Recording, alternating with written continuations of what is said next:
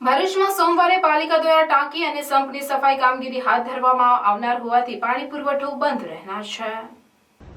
ભરૂચમાં સોમવારે પાલિકા દ્વારા ટાંકી અને સંપની સફાઈ કામગીરી હાથ ધરવામાં આવનાર હોવાથી પાણી પુરવઠો બંધ રહેનાર છે। ભરૂચ નગરપાલિકાના મુખ્ય અધિકારીની એક પ્રેસનોટમાં જણાવવામાં આવ્યું છે કે Ayodhyanagar water treatment plant, underground સંપ અને ઊંચી ટાંકી તેમજ જેબી મોદી પાર્ક ખાતે આવેલ અંડરગ્રાઉન્ડ સંપની સાફ સફાઈ કરવાનું આયોજન કરેલ હોય તારીખ 4 માર્ચ 2024ને સોમવારના રોજ સવારના 7 કલાકથી ભરૂચની તમામ ટાંકી પરથી અપાતો પાણી પુરવઠો બંધ રહેશે, જેની જાહેર જનતાએ નોંધ લેવા તથા પાણી સંગ્રહ કરી સાચવીને વાપરવા વિનંતી કરવામાં આવેલ છે।